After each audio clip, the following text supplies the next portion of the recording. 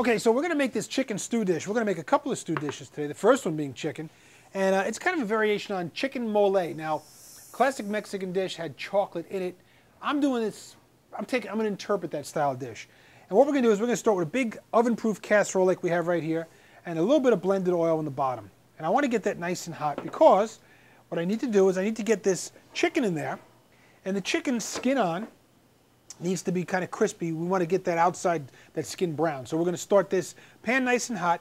We've got some coriander seeds, some clove, ground clove, some ground cinnamon. I've got some, well, I'm going to save the secret ingredients for later. We've got some tomatoes, and then I just went to the store, went to the market, picked some salsa that I like, salsa that I would eat with chips. I've got some of that ready to go. So our oil gets nice and hot. First thing I want to do is I want to take the chicken piece at a time, and I want to do it with the skin side down. I want to put it right in there. Hear that sizzle? That's what we're looking for. We want to get that chicken to sear. I didn't lose that sizzle. Hear that sizzle? I didn't lose that sound. You want to make sure that you don't overcrowd the pan. So in the meantime, I'm going to start with some onion here. So I took the onion, I made a flat side. Remember now, here's what we had. So we had the whole onion together. Okay? We had the onion together like this. And what we do is we take off one side, right? Whether it's the root side or the opposite end. Take off one side, and then I cut it in half and peel the skin. I only need half of an onion here. Now the reason I did that is, as I'm going to cut these slices, I'm going to cut, you see how we have the onion here? How it runs this way? These like onion rings. If we're making onion rings, we would have kept the onion whole and sliced through it. I want to take advantage of the way the onion grows. So when I come down this way, what I have is I have these really simple half moons sliced thin of onion. The reason I'm doing that is as we cook this stew and everything simmers and these onions cook down, these long wispy strips of onion are just going to melt right inside of our mole, our chicken mole. Okay, so let's see how we're doing so far. I think it's time. There we go. Flip him. Give him a little flip. Number 3. There we go. See how crispy and golden brown that's getting? That's what we're looking for. And any pieces that stick, there we go, piece 4. Any pieces that stick, that's really good because what we're going to do is we're going to end up pull up all those bits and pieces as we continue to cook here. So at this point now I'm going to throw my onion, break it up a little bit. We're going to slice thin some garlic. And the same thing, I could do it as minced garlic if I wanted to, but I think sliced garlic, it's going to leave behind some nice flavor. It's not too strong, and it just kind of melts through in the dish, so you're not getting big bites of garlic as you enjoy this chicken mole stew. And I'm calling it mole again because we're going to add some ingredients that are classically found in a Mexican dish called mole. We're using some chocolate. Now I know this might sound weird to you, but I'll tell you what. First thing you do when you make this dish is the smell that just lights up the whole kitchen. It's just really great aroma of this dish cooking and stewing all down.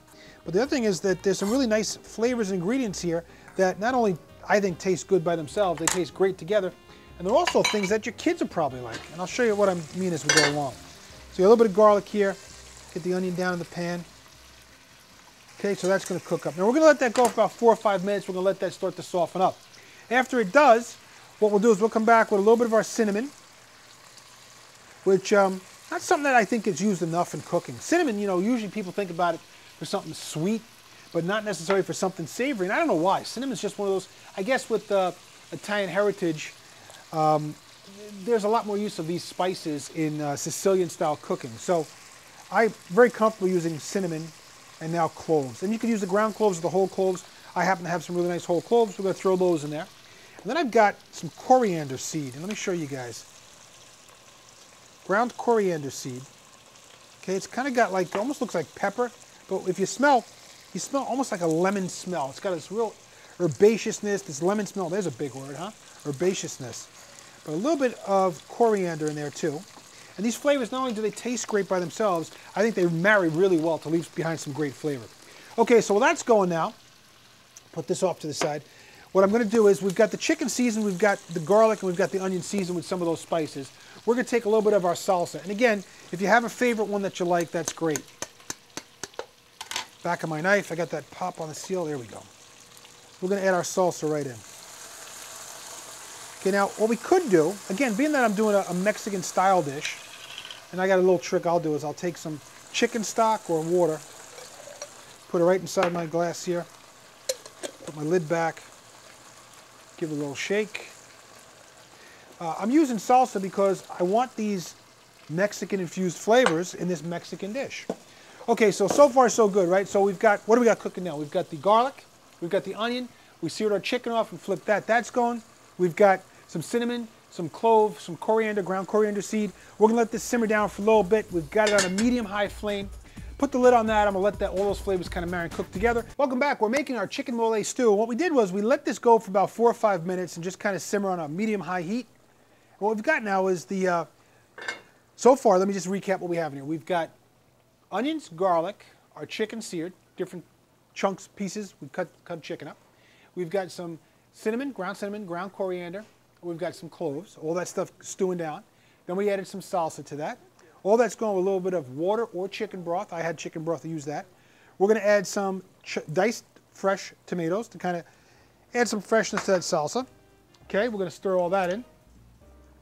And then, here comes the things I was talking about. Now, this is what's going to make it mole. It's also going to add this whole other level of just incredible flavor, I think. We've got some chocolate. Now, you can use whole pieces if you have some sweet chocolate, semi-sweet chocolate. I've got some chocolate we ground up here, about 3 or 4 ounces of chocolate. Now, here's the part that I'm telling you, don't leave this part out. Most people are going to say, I don't like peanut butter, I don't know. I'm telling you, we're going to take some creamy peanut butter, and we're going to add some creamy peanut butter right in, okay? We're gonna let all this go. If this gets a little thick now, you can add a little bit more water or stock. I'm gonna put the cover back on this. We're gonna let this go for about 15 or 20 minutes till our chicken gets cooked completely through. When we're done, this is what we're gonna do. When we're done, what we have, just move this over, is what we have right here. This is what we get when we let it simmer down for about 15 or 20 minutes. Look at that. I see the color's gotten a little richer brown. It's the chicken here, as you can see, the chicken's coated. It was brown on the outside, it was crispy. We've got the chicken with the skin on it. We've got the tomatoes kind of melting throughout the whole sauce. Okay, so the whole thing now, what do we use? We used one pan, right? We took one pan, we started the chicken in the same pan. We something that, is going to retain and keep and transfer a lot of heat, that's what we used. This whole thing now, after we did it all in one pan, we let it simmer. We let the chicken go for about 4 or 5 minutes, then we let the whole thing simmer for another 15 or 20, the chicken's cooked through. This is the simplest thing to do. You can make this ahead of time, and then all you have to do is bring it to temp. Let's say you're watching a football game on Sunday. Put all this together, cook this earlier in the day, keep it in the fridge. When you're ready to go, bring it all to temp. What you have when you're done is what we have right here. I'll show you guys at home. So let's take out a drumstick here. Let's take out this thigh. Here we go. So we've got this really nice chicken thigh. We've got this sauce. Look at this. In here, we've got the salsa in there, we've got the tomatoes. The salsa's, you got a salsa that you like. It's got all that really nice flavor in there. That, you can put that over a bed of rice if you want to. You can eat just like that. Real simple to do. Now we get all those flavors married in there. I tell you what, let's take a taste and see. All those flavors should be balanced pretty well. If you don't tell people the secret ingredient that it's that peanut butter, it might be a little hard for them to figure it out, but I'm telling you. Awesome. Between the peanut butter, the chocolate. You want to kick this up a little bit, you want to add a little spice to it. You get a hot and spicy salsa. If you want to tone it down a little bit, use a mild salsa. I'm telling you though, the flavors really go great together. This is a simple one.